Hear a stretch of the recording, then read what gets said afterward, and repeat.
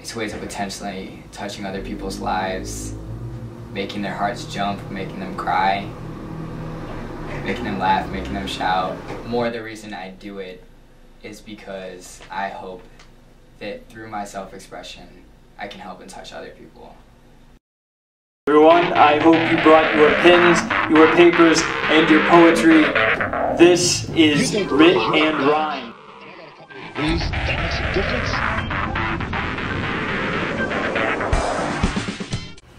Writ and Rhymed. I mean, it's new this semester. It's a new poetic forum on campus. We come, we read poetry. It's a good way of getting people, like-minded people, in a room with each other so that they can learn from each other, talk to each other, and in general grow as writers and artists from one another. What I really like about Writ and Rhymes is that it's fun for me since I'm the only kid, you know, I get special treatment a little, and because, you know, I like doing it. It's a thing, you know, that I've always had since I was a little kid. I wrote nonsense poems and stuff like that. Swing it, side to side, up and down my ponytail rides. Swing it, here or there. I love my ponytail anywhere. I'm starting to create a community, and you get people, the first week nobody really knew each other, but it was great. People getting to know each other, people start talking to one another. They start talking about writers and their influences and new ways of writing and new ways of experiencing art.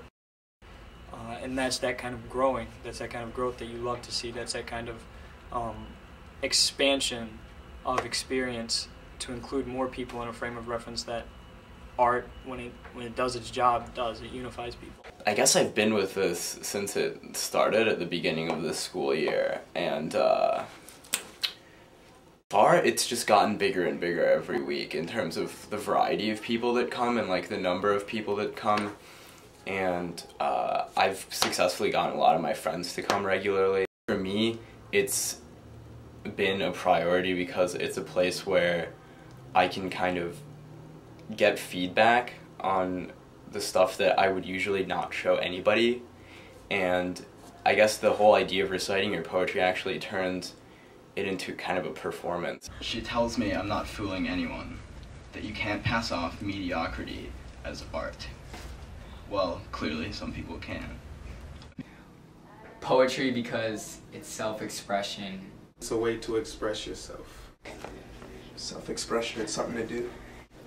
Like self-expression. Never hits your ear till you wrong. I am the heir to the throne. You don't appreciate what's said till it's gone. Live by your gun or die by your sword, piercing his bones. Never fear the unknown. Sometimes I write about certain things because somebody wants me to, but mainly it's because of how I'm feeling.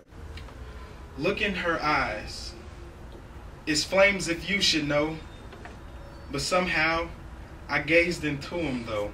I gave into her, yo. She's crazy beautiful.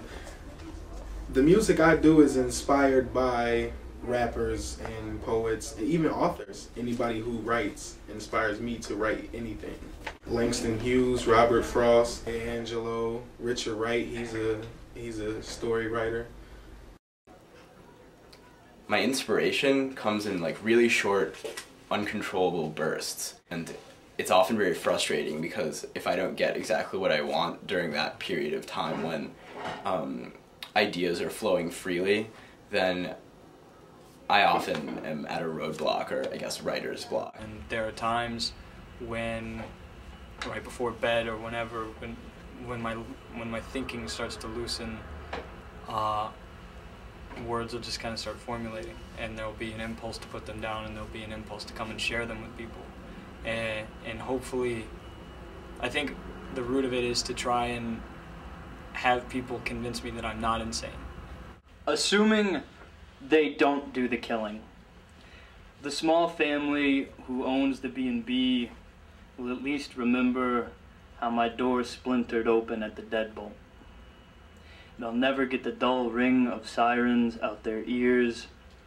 The mother will gain weight, stress from my blood spatter.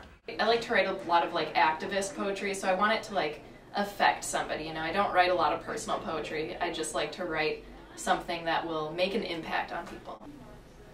The most simple answer is why poetry is like for the love of other people, for service, for God. These are people who are really great minds that everyone can learn from. And you get in a room with these people, and it's not about math, it's not about numbers, it's not, which all have their place, but it's about people, and it's about sharing something.